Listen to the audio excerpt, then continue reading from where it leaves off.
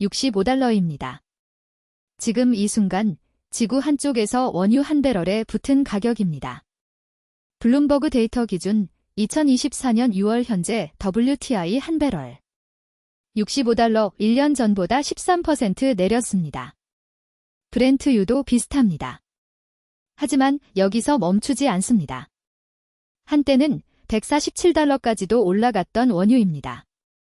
그리고 2020년에는 마이너스 $40까지 추락했습니다. 이 가격이 여러분의 월급, 집값, 심지어 라면값까지 뒤흔든다는 사실 아셨나요? 오늘 영상 이거 하나면 2025년 원유 시장 한 번에 정리됩니다. 원유 가격은 경제의 심장입니다. 자동차 기름값, 항공권 가격, 택배 배송료, 플라스틱, 화장품, 의약품, 심지어 여러분이 입고 있는 옷도 모두 원유에서 시작합니다. 한국은 원유를 100% 수입합니다. 한 배럴에 $10 오르면 연간 무역 적자 $150억. 한국은행 추산입니다. 여러분 월급, 집세, 대출금리까지. 원유가 오르면 전기세와 교통비가 오르고 물가가 뛰고 금리가 들썩입니다. 마트에서 장 보는 것, 주유소에서 주유하는 것 모두 원유 줄다리기의 결과입니다. 자, 여기서 질문입니다. 이 원유 가격, 누가 어떻게 움직이는 걸까요? 그리고 앞으로는 어디로 향할까요? 이야기를 하려면 1973년으로 돌아가야 합니다. 1차 오일 쇼크. 아랍 산유국들이 갑자기 원유 공급을 줄였습니다. 결과는 배럴당 $3에서 $12. 4배 폭등. 세계 경제에 충격파가 퍼졌습니다. 1979년 이란 혁명. 2차 오일 쇼크. $10 하던 유가가 $40까지. 2008년 중국의 굶주린 공장들이 원유를 삼켰습니다. $147 역사상 최고가. 하지만 6개월 만에 $32. 4분의 1 토막. 2014년 미국 시일 혁명. 땅을 쪼개 기름을 뽑아냅니다. 미국이 원유 생산 세계 1위. 가격 $30대로 추락. 2020년 코로나19 이동이 멈췄습니다. 항공 분송 수요 90% 증발. WTI 기준 마이너스 $40. 기름을 사면 돈을 얹어주는 전무후무한 장면. 2022년 러시아 우크라이나 전쟁. 러시아 원유가 막히자 다시 $130 돌파. 자, 이렇게 유가의 시소는 경제, 기술, 전쟁, 그리고 한줌 산유국의 손에서 움직였습니다. 그런데 이 시소의 양쪽에는 아직도 세력이 버티고 있습니다. 바로 오펙 플러스와 미국 셰일입니다. 2024년 유가의 줄다리기는 두 주인공이 중심입니다. 오펙 플러스.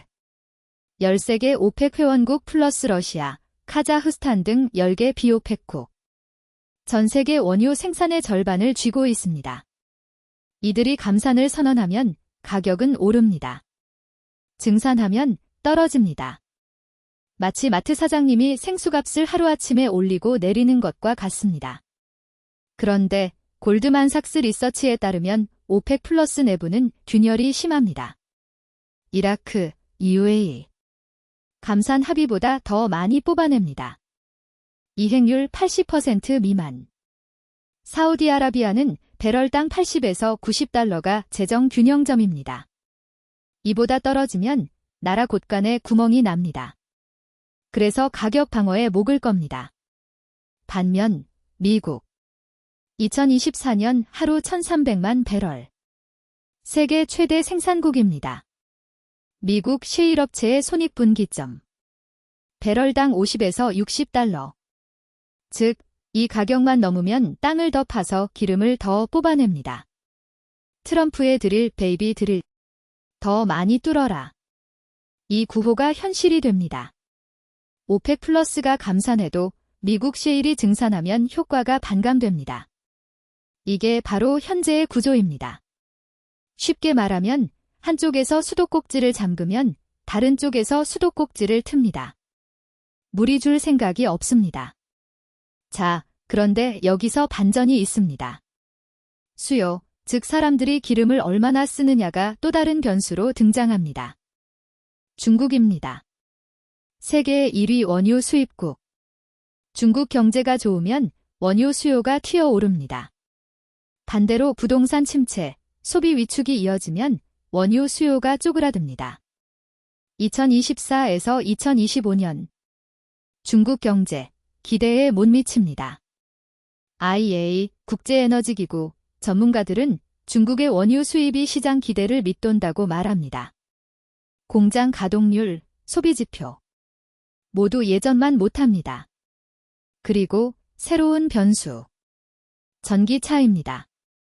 2024년 전 세계 전기차 판매 1,700만 대 IEA 자료 기준 하루 100만 배럴 원유가 대체됩니다. 하지만 여기서 착각하면 안 됩니다. 전 세계 하루 원유 소비 1억 배럴. 전기차가 대체하는 건 1%에 불과합니다. 아직은 미미합니다. 항공, 해운, 화학공장. 이런 곳은 아직 기름을 뿜어야 돌아갑니다. IEA는 2028에서 2030년쯤 원유 수요가 정점을 찍을 것으로 봅니다. 그 이후부터는 조금씩 줄어들 전망입니다. 하지만 그 조금씩이 언제, 얼마나 빠를지는 아무도 모릅니다.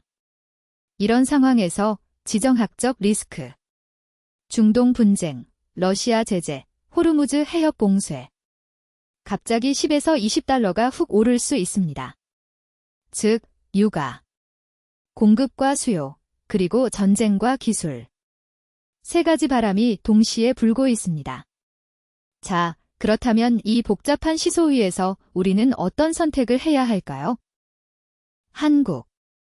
에너지 100% 수입국입니다. 원유 10달러 오르면 연간 무역 적자 150억 달러. 한국은행 발표입니다. 경상수지, 환율, 물가 모두 직격탄입니다. 정유사, 원유값이 너무 비싸도 너무 싸도 힘듭니다. 정제 마진이란 게 있습니다. 쉽게 말하면 원유를 가공해서 남기는 차익입니다. 원유값이 적당히 오를 때 정유사가 돈을 가장 잘 법니다. 개인 투자자 입장에서는 어떨까요? 원유 ETF, 선물. 생각보다 어렵습니다. 롤오버 비용, 콘텐고, 백워데이션. 쉽게 말하면 시간 지날수록 손해보기 쉽습니다. 원유 가격이 그대로라도 수익률이 달라집니다. 실제로 2020년 WTI- 사태 때 원유 ETF 투자자 상당수가 손실을 봤습니다. 가격 구조를 잘 몰랐기 때문입니다. 현실적인 간접 투자. 정유화학주, S오일, SK이노베이션, 글로벌 메이저, 엑슨모빌, 쉐브론, 주식. 이런 종목이 오히려 원유 움직임에 더 합리적으로 반응합니다. 결국 원유 투자는 글로벌 경기, 지정학, 에너지 전환. 세 가지 변수를 동시에 봐야 하는 복잡한 퍼즐입니다. 자, 여기서 질문입니다. 2025년 유가 어떻게 될까요? 대부분의 전문가들은 65에서 80달러 박스권에서 머물 가능성을 봅니다. 오펙 플러스 감산 vs 미국 증산, 중국 수요 부진. 이 힘겨루기가 계속 이어질 전망입니다. 단, 중동 분쟁이 터지면 100달러 돌파, 에너지 전환이 가속화되면 장기 상승이 제한적. 이게 현재의 시나리오입니다. 유가. 누군가의 손끝에서 춤추는 숫자지만 결국 우리의 삶 한가운데로 들어옵니다. 라면값, 집값, 월급, 그리고 주식 계좌까지. 2025년 유가 65에서 80달러 박스권. 그 안에서 당신만의 전략을 다시 점검하시기 바랍니다. 오늘의 한 줄 유가는 늘 오를 듯 말 듯 줄다리기를 합니다. 줄을 잡고 있는 손이 누구인지, 그리고 그 줄이 어디로 튈지 매일 체크하는 것, 그게 바로 경제를 읽는 눈입니다. 블룸버그 2024년 6월 WTI 및 브렌트유 가격 데이터 골드만삭스 리서치 2024년 오펙 플러스 생산 및 감산 이행률 국제에너지기구 IEA 오일 마켓 리포트 2024-2025 전망 한국은행 2024년 무역수지 및 원유 가격 영향 분석 IEA 월드 에너지 아웃룩 2023-2024 제스오일 SK이노베이션 엑슨모빌 쉐브론 연간 보고서